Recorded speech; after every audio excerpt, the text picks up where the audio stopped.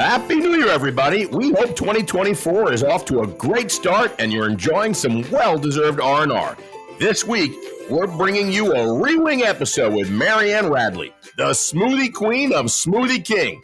Enjoy this rewind on the Hospitality Hangout.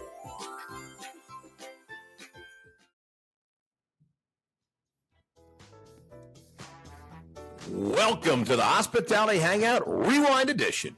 In case you missed it, we had Marianne Radley, the smoothie queen of Smoothie King, join us on the Hospitality Hangout. And boy, we had a blast. We chatted with Marianne about the role of data in guiding market decisions, brand authenticity, and more. Enjoy this episode. Man, it was one of the classics. And if you missed it, that's why we're replaying it right now on the Hangout.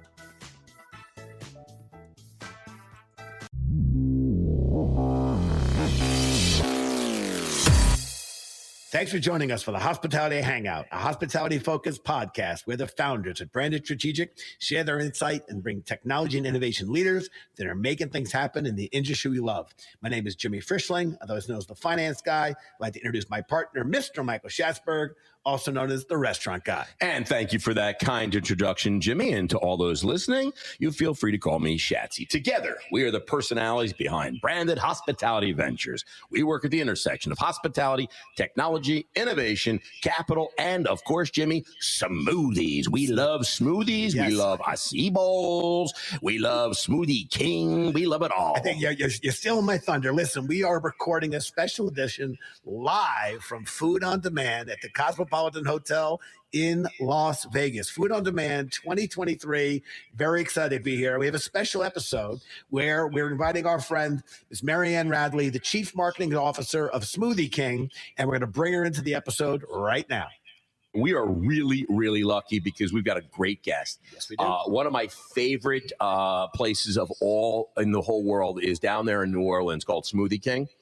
And we are fortunate to have Marianne Radley, the Chief Marketing Officer, CMO. That's a big deal. Yeah. This is C-suite stuff, Jimmy. C-suite. We're getting C-suite people on the Hangout. How is Julie and Julia pulling this off? I don't know what they're telling people, but it is amazing that we are getting C-suite people. Jimbo, we got a lot of really great questions, a lot to learn. No, and Marianne, thank you so much for doing this with us. We appreciate having you on the podcast.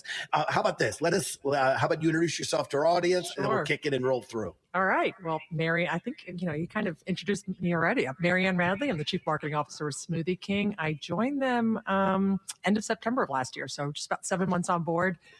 Prior to that, I was the Chief Brand Officer with Pizza Hut. I was the Head of Global Marketing with Monster Beverage for several years. And then I worked for Anheuser-Busch for 15 years prior to that, doing new product innovation and then running the Budweiser You know where team. I'm going to go, by the way. Where are you going? Weren't you weren't the Chief Marketing Officer during that Anheuser-Busch, that Bud Light thing, were you? Oh, I left AB in 2010. So okay, because that would have been an incredible story. No. We have the Chief Marketing Officer of the Bud Light idea. Yeah, that was crazy. And she's on a leave right now. She's on a leave of absence. Okay, all right. Just clearing that up. So that is not Marianne Radley, everybody. I love it. And I get to say we have the marketing queen of Smoothie King. That is awesome. And your journey, Anheuser-Busch, Monster Energy Drinks, Pizza Hut, as you said, all before joining Smoothie King. Talk about what's new at Smoothie King. Oh, shit. Oh, shoot. Sorry. You can say whatever you want. Right. This is no FCC guidelines here. You can say shit if you want. I love podcasts. It's okay. I'm from the Bronx. You can take the girl out of the Bronx. Can't take the Bronx out of the girls. Yeah, shit. Marianne and Jenny. From the Bronx. Yeah, that's right. Yes.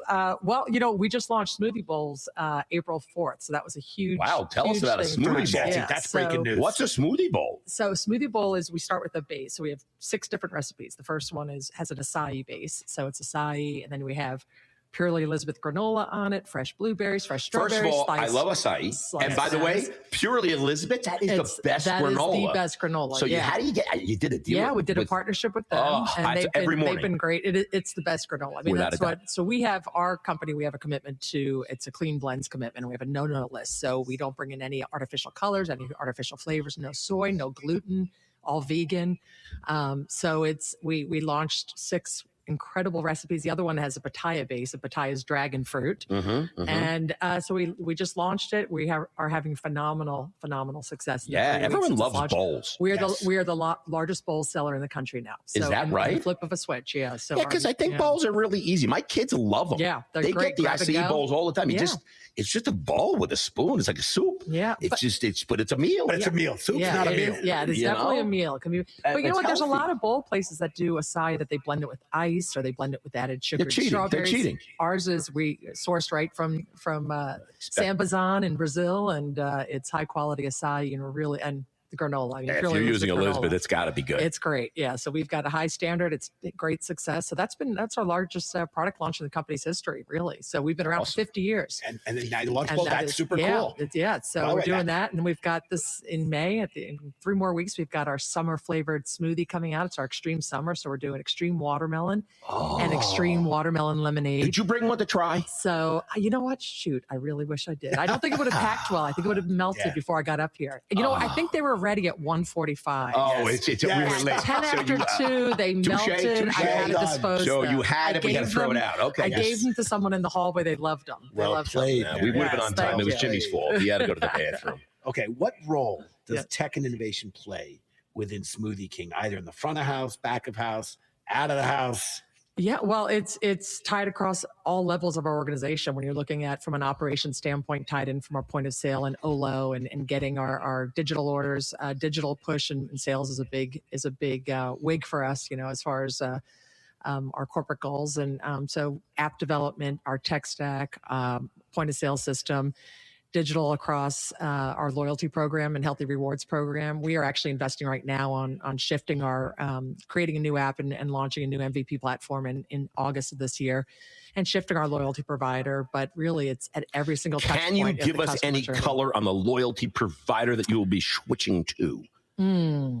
I can't. Can I guess? But you can guess. Yeah. I don't want to guess. Go ahead. Let's hear it. I think Marianne gave the right answer. Yes. You know what? When it's time, when it's time. By the way, Schatz, what she was really thinking is, if you knew, you knew. You didn't know. Yeah, I'm not in the know. I'm not in the know. June 1st, June 1st. June 1st, you'll know. Oh, that's very. How many Smoothie Kings are there? There are over 1,400. So we've got over 1,100 here domestically, and then we've got Smoothie Kings international as well. Korea and Asia. We've got some in the Caribbean.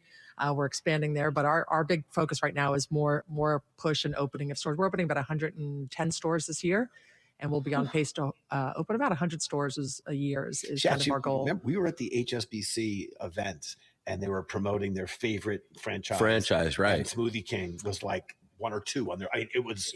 So, I don't know if they're still banking with you or still working with you, but they were so excited about what you guys were doing. I think it's been about 9 years in a row that Smoothie King has been one of the top franchisees. Yeah, absolutely. And even from an operator standpoint, or if you're investing in it as a franchisee, it's a really low entry level fee because we don't have cooking equipment. We do not serve, fattening quesadillas or anything like that. We stick to what we do right, and it's clean smoothies, and now smoothie bowls were it's an easy open. You don't need the hood, the venting, a lot of the permitting, so it's an easy open. It is. Yeah, I was just down in Coral Gables, and there was a small footprint.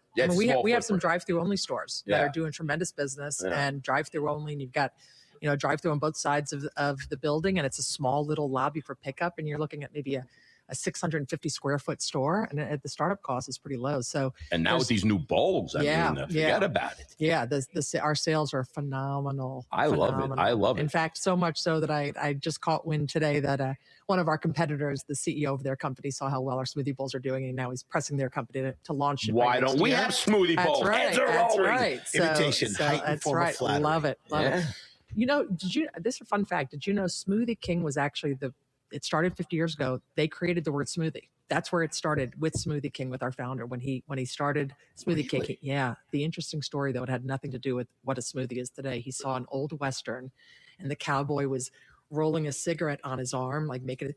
And he said, "Let me have one of those smoothies." The other cowboy in the Western said, and he just loved that word, smoothie. So he named Smoothie King. Yeah. Wow. Yeah. Now let me tell you. So that's a nugget of information and knowledge. Dropping knowledge. Dropping knowledge on the podcast. Holy cow! Right. When I say people walk away from a podcast with a little knowledge, you know what? You can play that a trivia night somewhere at a bar that might come out. Yeah. Think about Smoothie King if they didn't use it, would just be King. Where you go? Exactly. exactly. Yeah. Just be king. It would just be king. But you know That's what? terrible. I wish that name would have been trademarked or registered, because think of the buco bucks that would have been made when everyone, all of these other. Yeah. Is it too late? Can we do it now? Can I think it might. Yeah, is it too late? Is the smoothie out of the bag? Yeah, by about 4.5 decades. I think so. Damn it. Yeah, but we are. Damn it. So this year it's 50 for us. 50 years. Pretty cool.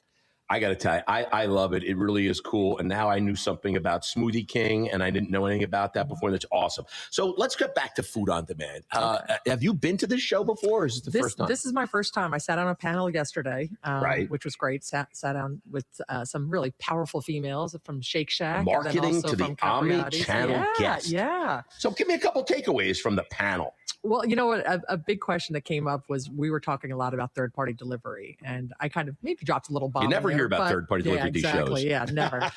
But you know, I think as we're looking at it across the QSR landscape, it is definitely, people say it's a necessary evil. I don't see it as an evil thing. I think it's a necessary, and we look at it as, you know, it could be about a sales generator, but I'm looking at it as more of could be a media marketing arm for us, and looking at it as a media approach as opposed to a sales generator. It's exposing us to a new audience. It's bringing new customers into the brand. Let's look at how we can benefit and leverage that. The one caveat, though, is that, boy, a lot of these third-party companies are really charging exorbitant fees and commissions. And when you're looking at an 18% that a franchisee is paying for them to deliver the product and may not be taking the best care of the product, we really have to look at whether or not the investment is good. And I think those fees made sense when they were building up their companies, but I think now they've got it built. Now that infrastructure has been paid for, let's look at how do you do business in lieu of a long-term game as opposed to the short immediate fill the pocket. So hopefully we'll get there as QSR. I think you're looking at the right way, especially as a marketing person. Yeah. You got to look at it as, sure, the sales are great, but it's lead gen. You're getting new customers that maybe you wouldn't have got, and now you've got to take that customer and bring it through your channels, your ordering channels, your apps, your loyalty program, et cetera. Heavy in them. Exactly. So, you know, look, I agree. We've been using the third-party platforms in our restaurants forever. And we love them because they do bring in new customers that maybe you wouldn't otherwise get. They do bring in business. But again, if you just want to leave it at that's your only thing you're going to do about it is I'm going to turn it on, I'm going to bring in business, and that's it. And that's what you want to do. That's okay. But if you really care, then you have to do more with that. Yeah, there is no easy button with third party. And sometimes people go into the mindset of, I'm paying someone else to pick up the product and deliver to the customer. But you have to work with that third party. Your customer. It's your customer. It's your guest. And we talked about this yesterday. Not all third party delivery companies are the same, are created equally, right? Definitely not. A lot of them aren't training their team. Their drivers, right? And then you have all this care being taken at the store to produce a great product, a beautiful smoothie bowl or a great smoothie. They're 20 minutes late in picking it up. They're get lost delivering, and suddenly you've got this smoothie that's a frozen product that's been sitting out there for an hour, and the customer, the guest, has a crappy experience on the other end. Just talking about that with Donato's, leaving a pizza on the outside in the cold, in the snow in Minnesota. You know, it's 30 below. I mean, that doesn't work. Yeah, there is no product integrity. The cheese is frozen, the pepperoni's no good. It's your guest, and we own and operate restaurants ourselves. It's our guest, it's our food, and we get the black eye. Right. If anything goes wrong, they will never look at UberEats for this, or Grubhub, or DoorDash. It is Smoothie King or Donato's 100%, or whomever. yes. And that's where, when you're looking at that premium of 18%, what else am I getting with that 18%? Am I getting a commitment that if the product's not good upon delivery, I'm getting a refund? I'm getting something. You probably could, but it's a pain in the butt to try and get that. I think the obstacles are put in place to deter that. Yeah, you're like, it's so hard. It's like, fill out this form in triplicate and mail it to us. And we'll get back to you. In 90 to 120 days. With a receipt. You may get, and the customer has to sign it. You know, exactly. And then get it notarized. Yes, notarized. It has to be notarized. Yes, they don't make it easy. Yes. But also, too, their analytics. If we're doing, we do some programs with DoorDash, we do some with UberEats, and we're investing money on a monthly basis. But boy, the delay in getting analytics reporting back to them, there's just no sense of urgency. Yeah. And I know there's bigger customers out there than Smoothie King, so that might be where the lion's share of their attention is.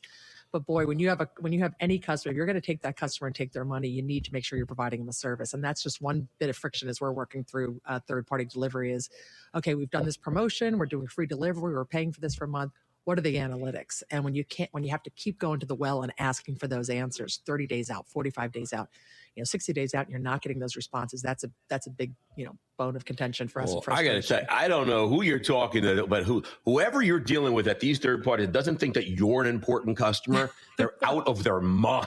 There's a lot bigger fish. A lot of bigger I don't know. fish. You say so. 1,400 stores and growing 100 at a clip.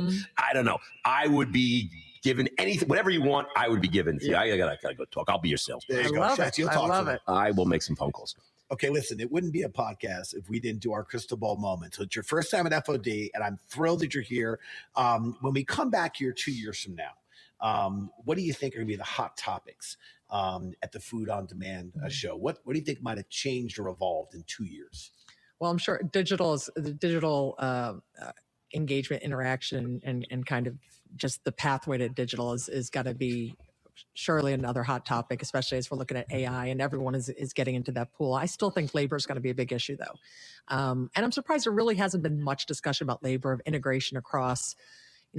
I did sit in the great presentation on pricing, which I found was fascinating and really helpful for me to sit through. But as we're looking at states moving the minimum wage up to $15 an hour, now there's proposals for $17 an hour. Oh, in New York, it's going. It's already been legislated. It's next year. It's 17. It's already 17 is New York is, and then there's conversations rumbling around that by 2030 it'll be $21 an hour. Well, in New York, I'll just tell you, it's another thing they're talking about, which they're now literally it's almost passed in New York City, $33 for delivery drivers. And I'm saying to myself, if we have a federal minimum wage and then the state weighs in and says, hey, I want the minimum wage to be $15. Right. Great.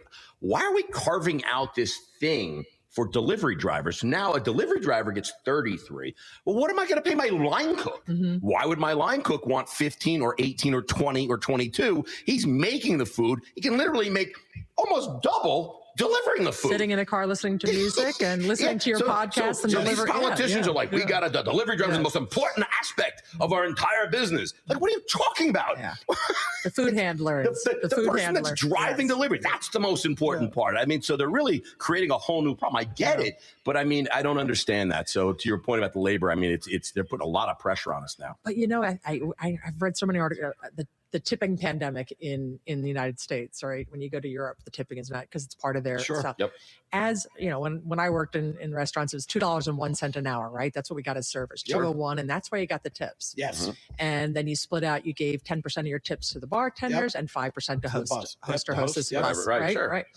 But now everywhere you go, you are being asked to tip. Everywhere. And it's funny. Like, my family's from Ireland initially. And so my cousins or relatives come over to visit. They're just stunned by, they spun they're at a counter. They spun the thing around and it's 25, 30, 35 or 50% or other. What do I, makes you so uncomfortable. Yeah. And you're like, if I don't push the button, do they hate me? If I go down to 15% for you standing there handing something over a counter when I know you're getting paid $15 an hour. Yeah. Am I a bad person for doing that? Or I don't know. And I think that also puts, from our side as operators, we don't want our guests to feel uncomfortable, right? We want them to feel, we don't want them to feel pressure. We want them to tip if they feel as though, hey, I'm going to tip you.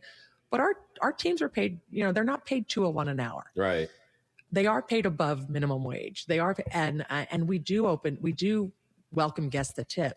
But we do not like to have that pressure of it. So as we're doing our app development and our new MVP, we don't have that starting at 18, 20, 25. There's so many restaurants that do that. And I just think that's off-putting as a guest. I agree. And I think there just hasn't been a lot of discussion about that on really what's our approach and what is the objective? Well, in New York, a lot of restaurants, certainly Danny Meyer, one of the most famous pushing the restaurant cost to the operators, guest.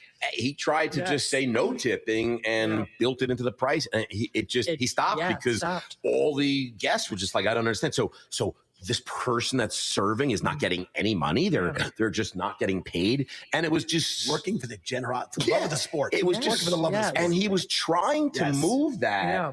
And I got to tell you, I do love traveling through Europe and a lot of places in the world. And it's just included. I'm just a guest. the owner takes care of his people. If he didn't, those people wouldn't be working there, I suspect. Yeah. You know, I know down in Miami, I don't think it's a rule or a law, but a lot of the restaurants down in Miami, it's just included. It's just, and it's there. And it makes it really easy. Well, It's a lot of restaurants are doing that now here domestically, here in the States as well. We were in New Orleans, they had that included. And I was up in New York. I was up in Newark, New Jersey. I was actually in Italy beginning of last week. And, you know, it's what they do in Italy too, is they'll bring a bread service around to your table. You don't ask, you get put there, and they put olive oil and a little vinegar for you. You don't realize they're actually charging you €2.50 for each person at the table for that. You don't ask for it. They put That's just the Americans, by the way. That's just the Americans. They do that. Unless you wave them off, you're getting charged. So we went. I think the Italians don't get charged. Yeah, I went with my 7 sisters. There was 8 of us there, and every restaurant we went to, they'd put the thing of, and we'd look. Oh my gosh, €2.50 for each of us for that, and none of it. Like one person ate it, 2 people, and you have to wave them off. Then I came back. I went up to Newark, and I was up in New York and then to New Jersey, and went to several restaurants where, it was built in as far as tip. And they even noted in there, no tip is. What do you think of New Jersey? I'm a big New Jersey fan. Jimmy doesn't like New Jersey. Oh, I like New Jersey. Yeah, I like Jersey. Yeah. Jimmy doesn't like New Jersey. Are you originally from? I'm from New Jersey. Moved to New York. I was from Short Hills, New Jersey, Millburn, New Jersey, that neck of the woods. Yeah. And I said one time that somebody asked, "Are you guys from New York?" And I said yes. And Jimmy goes, "You're not from New York."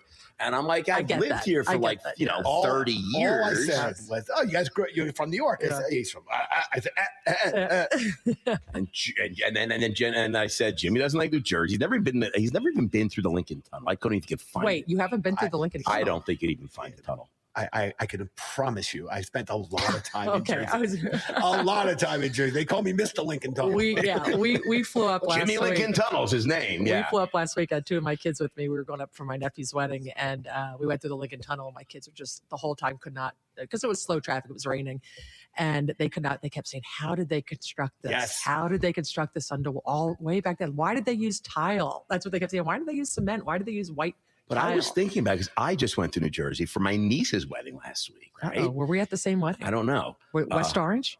No. Okay. This was in Livingston. Okay. Close, but very I was close. in Montclair and then West Orange. This was very close, though. Yes. But I was driving through the tunnel, and I was saying to myself, like, this tunnel, like I think they just approved, like, to build, like, a new tunnel. Uh-huh. And that tunnel's from like 1930. Yeah. Isn't it like rusting on the outside? That's like when is that going to implode? When is it going to start leaking? Yeah. And it has the Stallone. white, and it has white subway tile, you know, the 6x3 inch or whatever. I don't know. But how do they get the whole length outside? of it. Like the inside they can fix, but what about the outside? Isn't it all like rusted and gross? They use divers. Yeah. Well, that's Get where out of here, Jimmy. They get divers with glue guns? when your teenage kids ask you how they construct it, and you're just like, Well, I don't know. I and don't they're quickly know. looking up on their phone. But I know it was like 100 years ago. Oh yeah. It's still impressive though. It You know, really we is. can't. It's like the pyramids. Now you build a house now. It lasts for 8 years, right? It starts cracking or settling. Listen, we can Sorry. go Yes, and talk rabbit holes, for rabbit on holes. and I on and know. on. But I got to tell you, Yeah. I got to get right to the branded Quickfire. Right? Go for it. We're going. I got 5 lightning round questions. Are you ready? Branded boy. Quickfire, Las Vegas edition. All right, bring it. Here we go. Favorite Las Vegas hotel? Oh, I love the Cosmopolitan actually. Who doesn't I love it? love my Marriott us points, too. and I like not having to go through the casino to get to my room. Yes, Yep. it is convenient. when you It check is. in. It's Yep. usually a 3-mile walk in some of the other And I got places. a great room this time too. I have a huge room. Yeah, me too. I look right out to the airport. It's beautiful. If you were to get married or renew your vows Yes. at one of the infamous Vegas chapels, which celebrity impersonator would you choose to officiate? I know everyone's go-to is Elvis. I would probably do. I would do like Gene Simmons. Yeah, that would be kind of cool, you Or know, a little Richard kiss. Simmons too. Either We way, haven't seen you know? Richard Simmons in a Yes. long time, but having Kiss there would be kind of Kiss cool. would be kind of That would be yeah. cool. Which upcoming Vegas concert residency would you choose? Would it be Bruno Mars, Miranda Lambert, or Kool and the Gang, or Rod Stewart? Bruno Mars. Bruno Mars. I was sad. Fiction. I was sad to miss Adele's residency. I kept thinking, I want to get out here for that. But It wasn't a very long residency. No, It was like a week. No, I think she canceled her first residency. She had like a panic I attack. think it was a or something. month or something. No, she had polyps. I think on her Listen, vocal I know the cords. inside scoop. Okay, all that right. was what they. that was a farce. Yeah, they gave that out, but no, that really, was, that was fake news. yes, that was Oh. fake news. She got on the stage and she didn't like the lighting or something, And and well, she's she like, did- "I'm not singing in and- this kind of No, place." you have to do it in the accent though. I can't do the accent. Mine is like, hello, I can't sing like this. I can't do it. I'm Adele, damn it. Actually, that sounds like her. It's Oh, there you go. Thank you. Thank you. Well I done. can't do it. I'm Adele, damn it. Anyway, true or false? The Yes. Golden Gate Hotel and Casino is the oldest hotel and casino in Las Vegas. Originally opened in 1906 as the Hotel Nevada. Ooh, I think the Hotel Nevada was the first hotel, but I don't know if it's now the Golden Gate. So I'm going to say false. Jimbo, care to guess? I'll say true. It is true. Yeah. The Golden Gate Okay. Hotel is the oldest I did not hotel know that and was the casino. Like hotel. the other side of the bed. That way, Yes. there's a little I wager do. action. I remember reading. I saw some documentary on the settling of Vegas, and it was Hotel Nevada. I did not know it was. Now I'm going to have to Yeah, go but check what it about out. Bugsy Siegel and like the Flamingo? I mean, what about that movie? I think that was the third hotel. I got to in the movie. I swear it looked like there was nothing here, but that was the first one. Yeah. Well, that's Hollywood taking liberties, Jimmy. It could be. Don't And you there's- love going back to those old There's hotels? not even so- a plaque Go- with his name on it. Yeah, go Can't play some believe slots in the old hotels. All right, listen. Now we're Yes. going to the blackjack table, Oh, yes, okay? yes. You're playing a little blackjack. Yes. You can either have Jimmy Mhm. as your dealer, or Okay. you're going to have Shatsy as your dealer, and you're looking to win big. Who do you have better odds of beating? Gosh, you usually go with the finance person, but I'm going to go with the restaurateur. So you're going to beat the restaurant. Beat the restaurant. Guys, I think that's the right agree. call. I Yes. know that you He would will beat lose me. interest. Yes. He'll count He will. incorrectly. He'll suddenly squirrel moment. All Yeah. restaurateur gets He'll distracted. bust.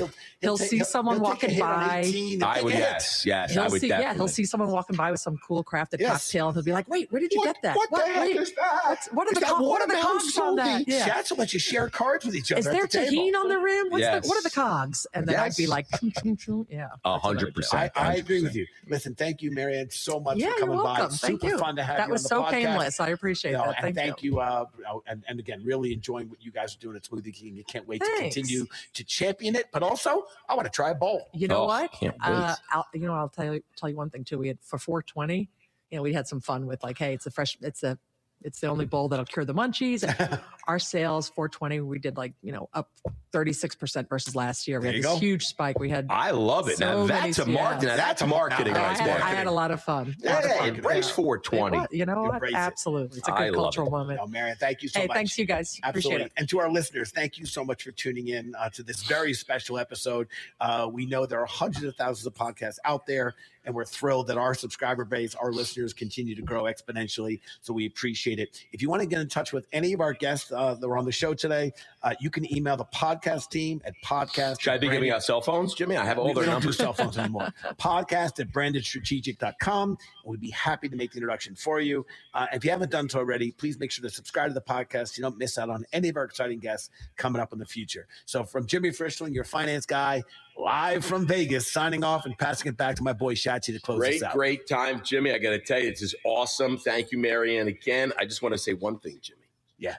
Boom. Boom. Boom.store. Jimmy, you mentioned it a little bit at the panel. You stuck it in there, and I liked it. Stuck it in. Listen, if you're looking for a solution, if you need to find technology to help you operate, go to boom.store. I got to tell you, there are over 500 different technology solutions out there in all different verticals, and you will find the one that's right for you. And Jimmy, do you know the cost to go to Boom? Sounds very expensive. You would think, right? I think. Zero. How do we make money, Point Shatsy? zero. Volume, Jimmy. Volume. That's right. We volume. make it up in We make volume. it up in volume. Yeah, listen, All right. thank you, everybody. This is Shatsy signing off from the Hospitality Hangout. Cheers, everybody. Cheers.